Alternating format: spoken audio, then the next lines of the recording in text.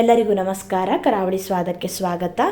ಇವತ್ತಿನ ವಿಡಿಯೋದಲ್ಲಿ ಕಡಲೆ ಬೀಜ ಅಥವಾ ಶೇಂಗಾನ ಬಳಸಿ ಯಾವ ರೀತಿ ಚಕ್ಲಿ ಹಿಟ್ಟು ಮತ್ತು ಚಕ್ಲಿನ ಮಾಡೋದು ಅಂತ ತೋರಿಸ್ಕೊಡ್ತಾ ಇದ್ದೀನಿ. ತುಂಬಾ ಕ್ರಿಸ್ಪಿಯಾಗಿ ಟೇಸ್ಟಿಯಾಗಿ ಬರುತ್ತೆ. ಮಾಡೋದು ಅಷ್ಟೇ ತುಂಬ ಸುಲಭ. ಬನ್ನಿ ಮಾಡುವ ವಿಧಾನ ನೋಡೋಣ. ಮೊದಲಿಗೆ ಚಕ್ಲಿ ಹಿಟ್ಟು ರೆಡಿ ಮಾಡ್ಕೊಳ್ಳಿಕ್ಕೆ ನಾನಿಲ್ಲಿ ಒಂದು ಮಿಕ್ಸಿಂಗ್ ಬೌಲ್ಗೆ 2 ಕಪ್ ಆಗುವಷ್ಟು ಅಕ್ಕಿ ಹಾಕೋತಾ ಇದ್ದೀನಿ. ದೋಸೆ ಅಕ್ಕಿ ಅಥವಾ ರೇಷನ್ ಅಕ್ಕಿ ಯಾವುದನ್ನು ಕೂಡ ಬಳಸಬಹುದು.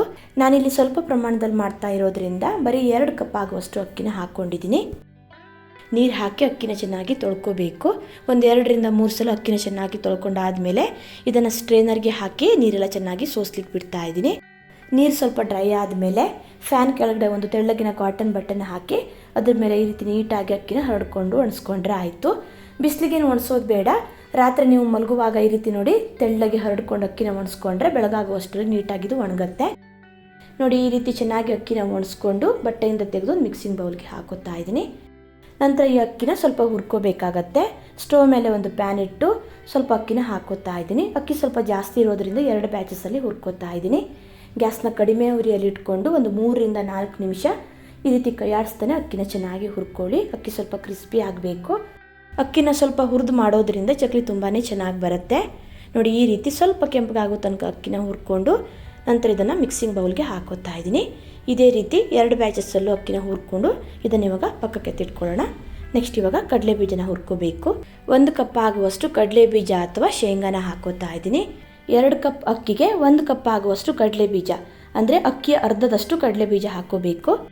ಗ್ಯಾಸ್ನ ಕಡಿಮೆ ಉರಿಯಲ್ಲಿ ಇಟ್ಕೊಂಡು ಕಡಲೆ ಬೀಜನೂ ಚೆನ್ನಾಗಿ ಹುರ್ಕೋಬೇಕು. ಕಡಲೆ ಬೀಜ ಸ್ವಲ್ಪ ಕೆಂಪಗಾಗಿ ಕ್ರಿಸ್ಪಿ ಆಗಬೇಕು. ನೋಡಿ ಈ ರೀತಿ ಕ್ರಿಸ್ಪಿ ಆಗೋ ತನಕ ಹುರ್ಕೊಳ್ಳೋದ್ರಿಂದ ಚಕ್ಲಿ ಹಿಟ್ಟು ಕೂಡ ಚೆನ್ನಾಗಿ ಬರುತ್ತೆ. ನಂತರ ಇದನ್ನು ತೆಗೆದು ಅಕ್ಕಿರೋ ಮಿಕ್ಸಿಂಗ್ ಬೌಲ್ಗೆ ಸೇರಿಸ್ಕೊತಾ ಇದ್ದೀನಿ. ಅಕ್ಕಿ ಮತ್ತು ಕಡಲೆ ಬೀಜ ಹುರ್ಕೊಂಡಾದ್ಮೇಲೆ ಸ್ವಲ್ಪ ಹುರ್ಗಡ್ಲೆನ ಹುರ್ಕೋತಾ ಇದ್ದೀನಿ. ಒಂದು 1/4 ಕಪ್ ಆಗುವಷ್ಟು ಹುರ್ಗಡ್ಲೆ ಹಾಕಿದರೆ ಸಾಕು, ಜಾಸ್ತಿ ಹಾಕಬೇಕಂತಿಲ್ಲ. 2 ಕಪ್ ಅಕ್ಕಿಗೆ 1 ಕಪ್ ಆಗುವಷ್ಟು ಕಡಲೆ ಬೀಜ, 1/4 ಕಪ್ ಆಗುವಷ್ಟು ಹುರ್ಗಡ್ಲೆ ಹಾಕ್ಕೊಂಡ್ರೆ ಚಕ್ಲಿ ಪರ್ಫೆಕ್ಟ್ ಆಗಿ ಬರುತ್ತೆ.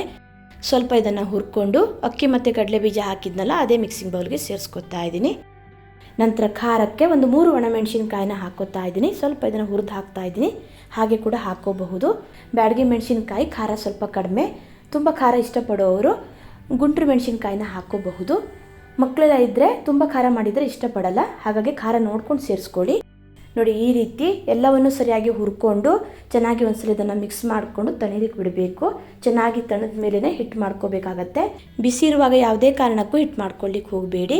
ಚೆನ್ನಾಗಿ ತಣ್ಣದ ಮೇಲೆ ಇದನ್ನು ಒಂದು ಡಬ್ಬಕ್ಕೆ ಹಾಕಿ ಮಿಲ್ಲಲ್ಲಿ ಹಿಟ್ಟು ಮಾಡಿಸ್ಕೊತಾ ಇದ್ದೀನಿ. ಮಿಲ್ಲಲ್ಲಿ ಹಿಟ್ಟು ಮಾಡಿಸ್ಕೊಳ್ಳೋ ಬದಲು ಸ್ವಲ್ಪ ಮಿಕ್ಸಿ ಜಾರಿಗೆ ಹಾಕಿ ನುಣ್ಣಗೆ ಪೌಡರ್ ಮಾಡಿಕೊಂಡು ನಂತರ ಅದನ್ನು ಸಾಣಿಸ್ಕೊಂಡ್ರೆ ಮನೆಯಲ್ಲೇ ಚಕ್ಲಿ ಹಿಟ್ಟು ರೆಡಿ ಆಗಿಬಿಡತ್ತೆ. ನೋಡಿ ಚಕ್ಲಿ ಹಿಟ್ಟು ರೆಡಿ ಆಗಿದೆ. ನೆಕ್ಸ್ಟ್ ಇವಾಗ ಚಕ್ಲಿನ ಹೇಗೆ ಮಾಡೋದು ಅಂತ ತೋರಿಸ್ಕೊಡ್ತಾ ಇದ್ದೀನಿ. ನಾನು ಎಲ್ಲ ಹಿಟ್ಟನ್ನು ಹಾಕಿ ಚಕ್ಲಿನ ಮಾಡ್ಕೊತಾ ಇದ್ದೀನಿ.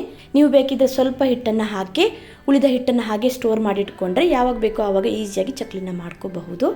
ನಂತರ ಈ ಹಿಟ್ಟಿಗೆ ಒಂದು 4 ಚಮಚ ಆಗುವಷ್ಟು ಬಿಳಿ ಎಳ್ಳು, 1/4 ಚಮಚ ಓಂಕಾಳು, ಒಂದು ಅರ್ಧ ಚಮಚ ಆಗುವಷ್ಟು ಜೀರಿಗೆ ಹಾಕ್ಕೊಂಡಿದ್ದೀನಿ. ಜೊತೆಗೆ ಒಂದು 1/4 ಚಮಚ ಆಗುವಷ್ಟು ಇಂಗಿನ ಪುಡಿ, ರುಚಿಗೆ ತಕ್ಕಷ್ಟು ಉಪ್ಪು ಹಾಕ್ಕೊಂಡು ಚೆನ್ನಾಗಿ ಇದನ್ನು ಮಿಕ್ಸ್ ಮಾಡ್ಕೊಳ್ಳಿ. ಓಂಕಾಳು ಮತ್ತು ಜೀರಿಗೆ ಇದೆರಡರಲ್ಲಿ ಯಾವುದಾದ್ರೂ ಒಂದನ್ನು ಕೂಡ ಹಾಕೋಬಹುದು. ಇದೆಲ್ಲವನ್ನು ಹಾಕಿ ಚೆನ್ನಾಗಿ ಮಿಕ್ಸ್ ಮಾಡಿದ ಮೇಲೆ ಸ್ವಲ್ಪ ಇದಕ್ಕೆ ಬಿಸಿ ಎಣ್ಣೆನ ಹಾಕೋತಾ ಇದ್ದೀನಿ. ಒಂದು 3 ರಿಂದ 4 ಚಮಚ ಆಗುವಷ್ಟು ಹಾಕ್ಕೊಂಡ್ರೆ ಸಾಕು. ಎಣ್ಣೆ ಬದಲು ಬೆಣ್ಣೆ ಅಥವಾ ತುಪ್ಪನೂ ಕೂಡ ಬಿಸಿ ಮಾಡಿ ಹಾಕೋಬಹುದು. ಎಣ್ಣೆ ಬಿಸಿ ಮಾಡಿ ಹಾಕೋದ್ರಿಂದ ಚಕ್ಲಿ ಕ್ರಿಸ್ಪಿಯಾಗಿ ಬರುತ್ತೆ. ನೋಡಿ ಈ ರೀತಿ ಎಣ್ಣೆನ ಹಿಟ್ಟಲ್ಲಿ ಚೆನ್ನಾಗಿ ಮಿಕ್ಸ್ ಮಾಡ್ಕೊಳ್ಳಿ. ಚೆನ್ನಾಗಿದು ಹಿಟ್ಟಲ್ಲಿ ಬೆರೀಲಿ. ಚಕ್ಲಿ ಹಿಟ್ಟು ಮಾಡುವಾಗ ಒಣಮೆಣಸಿನ್ಕಾಯಿ ಹಾಕಿಲ್ಲ ಅಂದರೆ ಇವಾಗ ಹಿಟ್ಟು ಕಲಿಸ್ಕೊಳ್ಳುವಾಗ ಸ್ವಲ್ಪ ಖಾರದ ಪುಡಿನ ಹಾಕ್ಕೊಳ್ಳಿ. ನೋಡಿ ಈ ರೀತಿ ನೀಟಾಗಿ ಹಿಟ್ಟನ್ನು ಮಿಕ್ಸ್ ಮಾಡಿಕೊಂಡು ನಂತರ ಸ್ವಲ್ಪ ನೀರು ಹಾಕಿ ಹಿಟ್ಟನ್ನು ಕಲಿಸ್ಕೊಂಡ್ರೆ ಆಯಿತು. ಒಂದೇ ಸಲ ಜಾಸ್ತಿ ನೀರು ಹಾಕ್ಕೊಳ್ಳಿಕ್ಕೆ ಹೋಗಬೇಡಿ, ಹಿಟ್ಟು ತೆಳ್ಳಗಾಗಿಬಿಡತ್ತೆ. ಹಿಟ್ಟು ತೆಳ್ಳಗಾದರೆ ಮುಳ್ಳು ಶೇಪ್ ಚೆನ್ನಾಗಿ ಬರಲ್ಲ, ಹಾಗೆ ಚಕ್ಲಿ ನೋಡಲಿಕ್ಕೂ ಚೆನ್ನಾಗಿ ಕಾಣಿಸಲ್ಲ. ಅದೇ ರೀತಿ ಹಿಟ್ಟು ಗಟ್ಟಿಯಾದರೂ ಕೂಡ ಚಕ್ಲಿ ಮಾಡುವಾಗ ಪದೇ ಪದೇ ಕಟ್ಟಾಗ್ತಾ ಇರುತ್ತೆ. ಹಾಗಾಗಿ ಚಕ್ಲಿ ಹಿಟ್ಟನ್ನು ಸರಿಯಾಗಿ ಕಲಿಸ್ಕೊಳ್ಳೋದು ತುಂಬಾ ಮುಖ್ಯ. ಚಪಾತಿ ಹಿಟ್ಟಿನ ಹದಕ್ಕಿಂತ ಸ್ವಲ್ಪ ತೆಳ್ಳಗೆ ಕಲಿಸ್ಕೋಬೇಕಾಗತ್ತೆ. ನೋಡಿ ಈ ರೀತಿ ನೀಟಾಗಿ ಹಿಟ್ಟನ್ನು ಕಲಿಸ್ಕೊಂಡು ಒಂದು 2 ರಿಂದ 3 ನಿಮಿಷ ಹಿಟ್ಟನ್ನು ಚೆನ್ನಾಗಿ ನಾದ್ಕೊಳ್ಳಿ. ಹಿಟ್ಟು ಸಾಫ್ಟ್ ಆಗಬೇಕು. ನೋಡಿ ಈ ರೀತಿ ಸಾಫ್ಟಾಗಿ ಹಿಟ್ಟನ್ನು ರೆಡಿ ಮಾಡ್ಕೊಳ್ಳೋದ್ರಿಂದ ಚಕ್ಲಿ ತುಂಬಾ ಚೆನ್ನಾಗಿ ಬರುತ್ತೆ. ಹಿಟ್ಟನ್ನು ತುಂಬ ಗಟ್ಟಿನೂ ಕಲಿಸ್ಕೋಬೇಡಿ, ತೆಳ್ಳಗೂ ಮಾಡ್ಕೊಳ್ಳಿಕ್ಕೆ ಹೋಗಬೇಡಿ. ನೋಡಿ ಇದು ಪರ್ಫೆಕ್ಟ್ ಆದ ಕನ್ಸಿಸ್ಟೆನ್ಸಿ. ಈ ರೀತಿ ಹಿಟ್ಟನ್ನು ಕಲಿಸ್ಕೊಂಡ್ರೆ ಯಾರು ಬೇಕಾದರೂ ಈಸಿಯಾಗಿ ಚಕ್ಲಿನ ಮಾಡ್ಕೋಬಹುದು. ಹಿಟ್ಟನ್ನು ಬಟ್ಟೆಯಿಂದ ಮುಚ್ಚಿಡ್ತಾ ಇದ್ದೀನಿ, ಗಾಳಿಗೆ ಗಟ್ಟಿ ಆಗಬಾರ್ದು ಅಂತ. ನೆಕ್ಸ್ಟ್ ಇವಾಗ ಚಕ್ಲಿ ಹೇಗೆ ಮಾಡೋದು ಅಂತ ನೋಡೋಣ. ಚಕ್ಲಿ ಮಾಡಲಿಕ್ಕೆ ನಾನಿಲ್ಲಿ ಸ್ಟಾರ್ ಪ್ಲೇಟ್ನ ತೊಗೊಂಡಿದ್ದೀನಿ. ಚಕ್ಲಿ ಅಚ್ಚಿಗೆ ಸ್ವಲ್ಪ ಎಣ್ಣೆ ಹಚ್ಕೋತಾ ಇದ್ದೀನಿ. ಹಿಟ್ಟು ಒಳಗಡೆ ಅಂಟ್ಕೊಳ್ಳಲ್ಲ, ಈಸಿಯಾಗಿ ಬರುತ್ತೆ. ನೀಟಾಗಿ ಎಣ್ಣೆನ ಹಚ್ಕೊಂಡು ನಂತರ ಸ್ವಲ್ಪ ಹಿಟ್ಟನ್ನು ತಗೊಂಡು ನೋಡಿ ಈ ರೀತಿ ಸಿಲಿಂಡರ್ ಶೇಪಲ್ಲಿ ಮಾಡಿ ಚಕ್ಲಿ ಹಚ್ಚೊಳಗಡೆ ಹಿಟ್ಟನ್ನು ತುಂಬಿದರೆ ಆಯಿತು. ಈ ಚಕ್ಲಿಗೆ ಕಡಲೆಬೇಳೆ, ಉದ್ದಿನಬೇಳೆ, ಹೆಸರುಬೇಳೆ ಏನು ಹಾಕೋಬೇಕಂತಿಲ್ಲ. ಸ್ವಲ್ಪ ಹುರ್ಗಡ್ಲೆ ಹಾಗೆ ಸ್ವಲ್ಪ ಶೇಂಗಾ ಮತ್ತು ಅಕ್ಕಿನ ಹಾಕ್ಕೊಂಡ್ರೆ ಚಕ್ಲಿ ರೆಡಿ ಆಗಿಬಿಡತ್ತೆ. ತಿನ್ನಲಿಕ್ಕೂ ಅಷ್ಟೇ ತುಂಬಾ ರುಚಿಯಾಗಿರುತ್ತೆ. ಚಕ್ಲಿ ಅಚ್ಚಿಗೆ ಎಷ್ಟು ಹಿಟ್ಟು ಹಿಡಿಯುತ್ತೋ ಅಷ್ಟು ಹಿಟ್ಟನ್ನು ಹಾಕಿ ಮೋಲ್ಡನ್ನು ಕ್ಲೋಸ್ ಮಾಡ್ಕೊಳ್ಳಿ. ನಂತರ ಉಳಿದ ಹಿಟ್ಟನ್ನು ಕೂಡ ಬಟ್ಟೆಯಿಂದ ಚೆನ್ನಾಗಿ ಮುಚ್ಚಿಡಿ, ಬೇಗ ಗಟ್ಟಿ ಆಗಲ್ಲ. ಒಂದು ವೇಳೆ ಚಕ್ಲಿ ಮಾಡುವಾಗ ಹಿಟ್ಟು ಸ್ವಲ್ಪ ಗಟ್ಟಿ ಆಯಿತು ಅಂದರೆ ಸ್ವಲ್ಪ ನೀರು ಹಾಕ್ಕೊಂಡು ಹಿಟ್ಟನ್ನು ಚೆನ್ನಾಗಿ ಕಲಿಸ್ಕೊಳ್ಳಿ. ನೋಡಿ ಈ ರೀತಿ ನೀಟಾಗಿ ಚಕ್ಲಿ ಅಚ್ಚನ್ನು ಕ್ಲೋಸ್ ಮಾಡಿಕೊಂಡು ಚಕ್ಲಿನ ಮಾಡಿಕೊಂಡ್ರೆ ಆಯಿತು. ನಾನಿಲ್ಲಿ ಬಾಳೆ ಎಲೆ ಮೇಲೆ ಚಕ್ಲಿನ ಮಾಡ್ಕೊತಾ ಇದ್ದೀನಿ. ನೀವು ಬಟರ್ ಪೇಪರ್ ಅಥವಾ ಯಾವುದೇ ಪ್ಲಾಸ್ಟಿಕ್ ಶೀಟ್ ಮೇಲೂ ಕೂಡ ಮಾಡ್ಕೋಬಹುದು, ಅಥವಾ ಯಾವುದಾದ್ರೂ ಪ್ಲೇಟ್ ಮೇಲೂ ಕೂಡ ಮಾಡ್ಕೋಬಹುದು. ನೋಡಿ ಈ ರೀತಿ ನಿಧಾನಕ್ಕೆ ಚಕ್ಲಿ ಅಚ್ಚನ್ನು ತಿರುಗಿಸ್ತಾನೆ ಚಕ್ಲಿನ ಮಾಡಿಕೊಂಡ್ರೆ ಆಯಿತು. ಎಷ್ಟು ರೌಂಡ್ ಬೇಕೋ ಅಷ್ಟು ರೌಂಡ್ ಮಾಡ್ಕೋಬಹುದು. ನಾನಿಲ್ಲಿ 3 ರಿಂದ 4 ರೌಂಡಲ್ಲಿ ಚಕ್ಲಿನ ಮಾಡ್ಕೊತಾ ಇದ್ದೀನಿ. ಒಂದು ವೇಳೆ ಚಕ್ಲಿ ಮಾಡುವಾಗ ಪದೇ ಪದೇ ಕಟ್ಟಾಗ್ತಾ ಇದೆ, ಸರಿಯಾಗಿ ಬರ್ತಾ ಇಲ್ಲ ಅಂದರೆ ಸ್ವಲ್ಪ ನೀರು ಹಾಕಿ ಹಿಟ್ಟನ್ನು ಚೆನ್ನಾಗಿ ಕಲಿಸ್ಕೊಂಡು ಮತ್ತೆ ಇದೇ ರೀತಿ ಚಕ್ಲಿ ಮಾಡಿಕೊಂಡ್ರೆ ಆಯಿತು. ನೋಡಿ ಒಂಚೂರು ಕಟ್ಟಾಗದೆ ಎಷ್ಟು ಚೆನ್ನಾಗಿ ಮುಳ್ಳು ಶೇಪ್ ಬಂದಿದೆ ಅಂತ.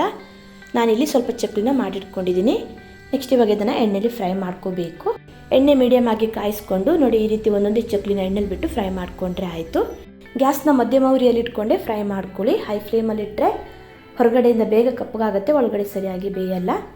ನೋಡಿ ಹಾಕಿದ ತಕ್ಷಣ ಮುಗಿಸ್ಲಿಕ್ಕೆ ಹೋಗಬೇಡಿ. ಸ್ವಲ್ಪ ಹೊತ್ತು ಇದನ್ನು ಹಾಗೆ ಬೇಯಲಿಕ್ಕೆ ಬಿಡಿ. 1-2 ನಿಮಿಷ ಇದನ್ನು ಹಾಗೆ ಬಿಟ್ಟು ನಂತರ ಇದನ್ನು ಮಗ್ಚಾಕಿ ಫ್ರೈ ಮಾಡ್ಕೊಳ್ಳಿ. ಈ ರೀತಿ ತಿರ್ಗಿಸ್ತಾನೆ ಫ್ರೈ ಮಾಡ್ಕೊಳ್ಳಿ. ಎಲ್ಲ ಕಡೆ ಚೆನ್ನಾಗಿ ಫ್ರೈ ಆಗುತ್ತೆ, ಹಾಗೆ ಒಂದೇ ಕಲರಲ್ಲಿರುತ್ತೆ. ಒಂದೇ ಸಲ ಜಾಸ್ತಿ ಚಕ್ಲಿನ ಮಾಡಿಟ್ಕೊಳ್ಳಿಕ್ಕೆ ಹೋಗಬೇಡಿ. ಸ್ವಲ್ಪ ಚಕ್ಲಿನ ಮಾಡ್ಕೊಂಡು ಎಣ್ಣೆಲಿ ಫ್ರೈ ಮಾಡ್ಕೊಳ್ಳಿ. ಜಾಸ್ತಿ ಒಂದೇ ಸಲ ಮಾಡಿಟ್ಕೊಂಡ್ರೆ ಗಾಳಿಗೆ ಗಟ್ಟಿಯಾಗಿ ಚಕ್ಲಿ ಕೂಡ ಚೆನ್ನಾಗಿ ಬರಲ್ಲ, ಗಟ್ಟಿ ಬಂದ್ಬಿಡತ್ತೆ. ಹಾಗೆ ಚಕ್ಲಿನ ತುಂಬ ಫ್ರೈ ಮಾಡಿದ್ರು ಗಟ್ಟಿ ಆಗಿಬಿಡತ್ತೆ. ಬಬಲ್ಸ್ ಎಲ್ಲ ಸ್ವಲ್ಪ ಕಡಿಮೆಯಾಗಿ ಕ್ರಿಸ್ಪಿಯಾಗಿ ಹೊಂಬಣ್ಣ ಬರೋ ತನಕ ಇದನ್ನು ಫ್ರೈ ಮಾಡಿಕೊಂಡು ಎಣ್ಣೆಯಿಂದ ತೆಗೆದ್ರೆ ಆಯಿತು. ನೋಡಿ ಚಕ್ಲಿ ಎಷ್ಟು ಚೆನ್ನಾಗಿ ಬಂದಿದೆ ಅಂತ. ತಿನ್ಲಿಕ್ಕೂ ಅಷ್ಟೇ ತುಂಬಾ ಚೆನ್ನಾಗಿರುತ್ತೆ.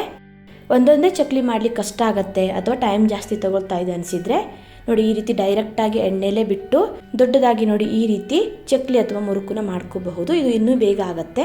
ಟೇಸ್ಟಲ್ಲೇನು ವ್ಯತ್ಯಾಸ ಇರಲ್ಲ. ಬಬಲ್ಸ್ ಎಲ್ಲ ಕಡಿಮೆಯಾಗಿ ಕ್ರಿಸ್ಪಿಯಾಗಿ ನೋಡಿ ಈ ರೀತಿ ಹೊಂಬಣ್ಣ ಬರೋ ತನಕ ಫ್ರೈ ಮಾಡಿಕೊಂಡು ಎಣ್ಣೆಯಿಂದ ತೆಗೆದ್ರೆ ಆಯಿತು.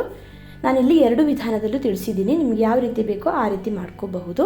ಯಾವಾಗಲೂ ಉದ್ದಿನಬೇಳೆ, ಕಡಲೆಬೇಳೆ ಅಥವಾ ಬರೀ ಹುರ್ಗಡ್ಲೆನ ಹಾಕಿ ಚಕ್ಲಿ ಮಾಡಿರ್ತೀವಿ. ಈ ರೀತಿ ಕಡಲೆ ಬೀಜ ಅಥವಾ ಶೇಂಗಾನ ಹಾಕಿ ಒಂದ್ಸಲ ಚಕ್ಲಿನ ಮಾಡಿ ನೋಡಿ, ತುಂಬಾ ಸೂಪರಾಗಿ ಬರುತ್ತೆ. ಒಂದ್ಸಲ ಮಾಡಿಟ್ಕೊಂಡ್ರೆ ಪದೇ ಪದೇ ಮಾಡಿ ತಿಂತೀವಿ, ಅಷ್ಟು ಚೆನ್ನಾಗಿರುತ್ತೆ. ಒಂದ್ಸಲ ಹಿಟ್ಟನ್ನು ರೆಡಿ ಮಾಡಿಕೊಂಡು ನಂತರ ಯಾವಾಗ ಬೇಕೋ ಆವಾಗ ಈಸಿಯಾಗಿ ಚಕ್ಲಿನ ಮಾಡ್ಕೋಬಹುದು. ಚೆನ್ನಾಗಿ ಇದು ತಣ್ಣದ ಮೇಲೆ ಒಂದು ಏರ್ಟೈಟ್ ಬಾಕ್ಸಲ್ಲಿ ಹಾಕಿ ಸ್ಟೋರ್ ಮಾಡಿಟ್ಕೊಂಡ್ರೆ 20 ರಿಂದ 25 ದಿನ ಇಟ್ಟು ತಿನ್ನಬಹುದು. ನೋಡಿದ್ರಲ್ವಾ ಶೇಂಗಾ ಅಥವಾ ಕಡಲೆ ಬೀಜ ಚಕ್ಲಿ ಹೇಗೆ ಮಾಡೋದು ಅಂತ. ನೀವು ಕೂಡ ಒಂದ್ಸಲ ವಿಧಾನದಲ್ಲಿ ಟ್ರೈ ಮಾಡಿ, ತುಂಬಾ ಸೂಪರಾಗಿ ಬರುತ್ತೆ. ಹಾಗೆ ವಿಡಿಯೋ ಇಷ್ಟ ಆದರೆ ಲೈಕ್, ಶೇರ್, ಕಮೆಂಟ್ ಮಾಡೋದನ್ನು ಮರಿಬೇಡಿ. ಮತ್ತೆ ಸಿಗ್ತೀನಿ ಹೊಸ ವಿಡಿಯೋ ಅಂತೀರಿ. ಧನ್ಯವಾದಗಳು.